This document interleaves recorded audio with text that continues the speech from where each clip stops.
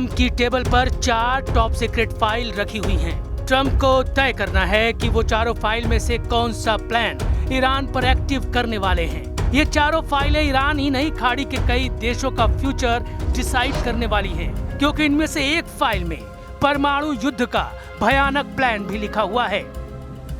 वक्त ईरान के खिलाफ है, हालात ईरान के खिलाफ है। ईरान के पास युद्ध के लिए पैसों की कमी है।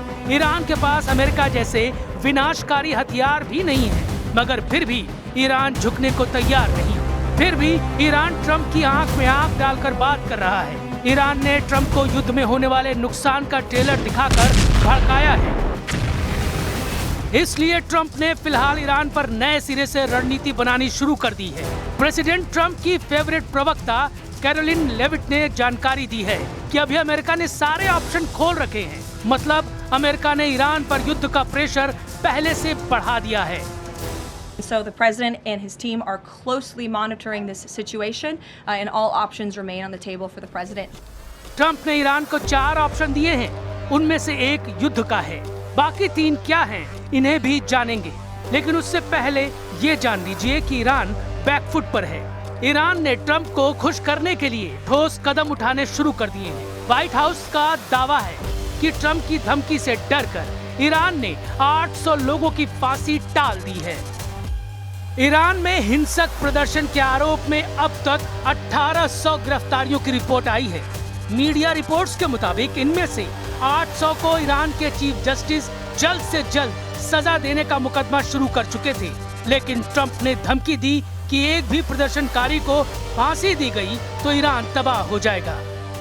The president received a message, as he revealed to all of you and the whole world yesterday, that the killing and the executions will stop. And the president understands today that 800 executions that were scheduled and supposed to take place yesterday were halted.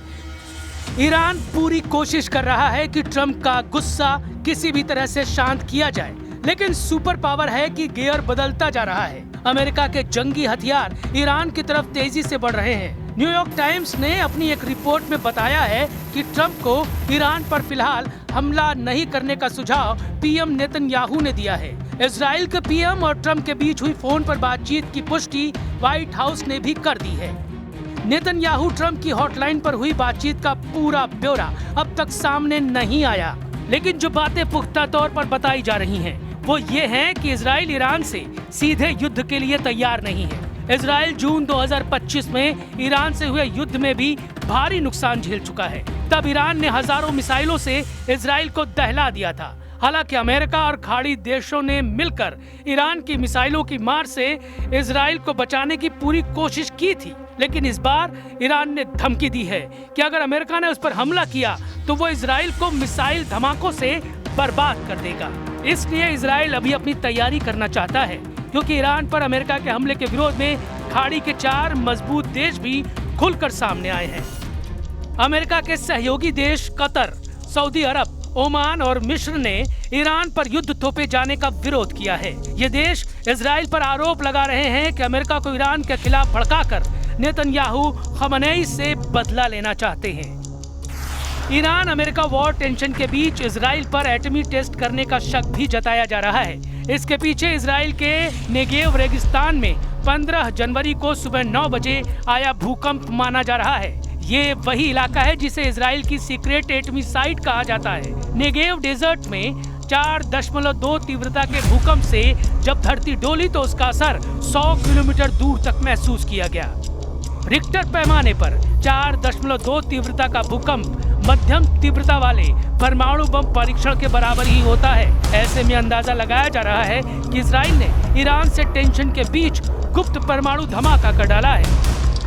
हालांकि आधिकारिक तौर पर एटमी test की आशंका किसी ने नहीं जताई है, क्योंकि इस इलाके में ऐसे भूकंप आए दिन आते रहते हैं। हालांकि इजराइल ने ईरान के खिलाफ अपना स्टैंड बदला नहीं है। ईरान को कमजोर करने के लिए नेतन्याहू ने प्रेसिडेंट पुतिन से भी बात की है। पुतिन पहले दिन से ईरान के साथ खड़े हैं। उन्होंने ट्रम्प को ईरान पर हमला करने को भयानक भूल कह रखा है।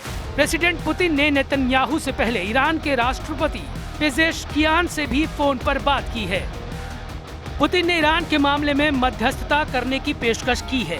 वहीं नेतन्याहू ने पुतिन से कहा है कि वो खाड़ी में स्थिरता और सुरक्षा को मजबूत करने के लिए डिप्लोमेटिक कोशिशों को आगे बढ़ाएंगे।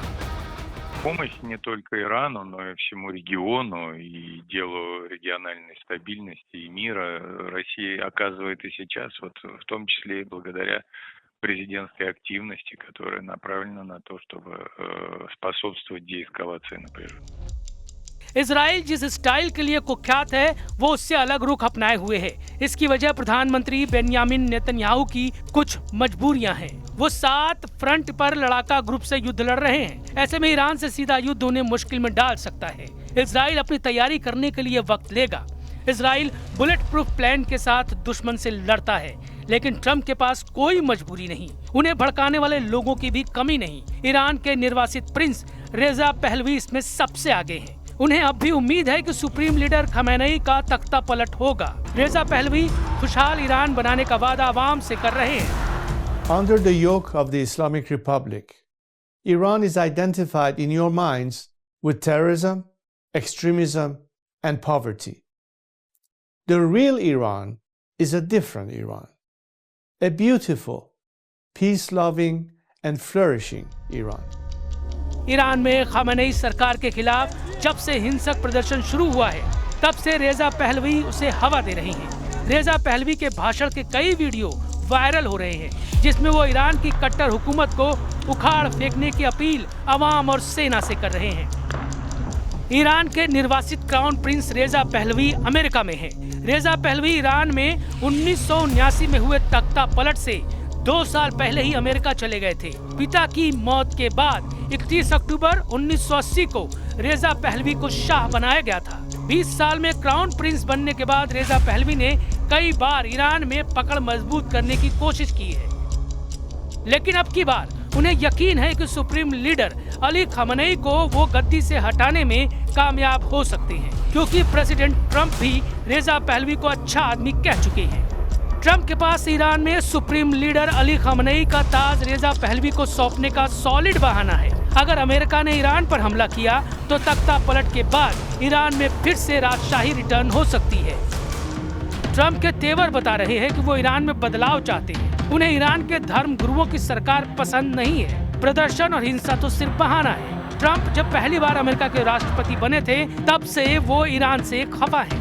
3 जनवरी 2020 को ट्रंप ने ईरान के हीरो कहे जाने वाले Quds force chief commander Qasem Soleimani को मार डाला था। जनरल कासिम सुलेमानी का कद ईरान के पावर स्ट्रक्चर में बहुत बड़ा था। ईरान के सबसे ताकतवर नेता, सर्वोच्च धार्मिक नेता आयतुल्ला अली खमेनेई के बाद अगर ईरान में किसी को दूसरा सबसे ताकतवर शख्स समझा जाता था तो वो थे कासिम सुलेमानी, जिसे अमेरिका ने ड्रोन मिसाइल धमाके में उड़ा दिया था। सुलेमानी के बाद अब ट्रंप की आंख की किरकिरी बने हैं supreme leader Ali Khamenei. Khamenei ने अगर ट्रंप से टकराने की जुर्रत दिखाई तो क्या होगा, इसे अमेरिका ने संयुक्त राष्ट्र सुरक्षा परिषद की इमरजेंसी मीटिंग में बता दिया है। President Trump is a man of action, not endless talk like we see at the United Nations. He has made it clear all options are on the table to stop the slaughter. And no one should know that better than the leadership of the Iranian regime. Man of action Trump के पास Iran को दहलाने वाले top secret plan पर अब बात करते हैं। Pentagon ने Iran पर 4 तरह के प्लान बना रखे हैं, जिसमें पहला प्लान है ईरान के अंदर विद्रोह बढ़ाकर खमेनेई सरकार को कमजोर करना। दूसरे प्लान के तहत सुपर पावर अमेरिका ईरान पर समुद्री रास्ते से हमला कर सकती है, जिसके लिए यूएस नेवी का जंगी बेड़ा यूएसएस अब्राहम लिंकन ईरान की तरफ बढ़ रहा है। तीसरा प्लान है ईरान के धर्म गुरुओं का तख्ता पलटकर रेजा शाह पहलवी की ताजपोशी की जाए, लेकिन इसके आसार तब बनेंगे जब ईरान की सेना सरेंडर करे। अगर कोई प्लान कामयाब नहीं होता तो फिर ट्रंप के पास आखिरी विकल्प ईरान पर परमाणु हथियारों से हमला करने का बचेगा। परमाणु युद्ध मतलब सर्वनाश, जिसमें अमेरिका के लिए भी जोखिम की मात्रा बहुत ज्यादा बढ़ जाएगी, क्योंकि रूस, चीन और मुस्लिम देशों का संगठन ईरान के लिए आवाज बुलंद कर रहे हैं। एटमी हमला हुआ तो सारी हदें पार हो जाएंगी और महाशक्तियों के 2 ग्रुप आपस में युद्ध में उलझ जाएंगे। उम्मीद करिए कि ऐसी नौबत न आए, क्योंकि ऐसा युद्ध पूरी धरती को खतरे में डाल सकता है।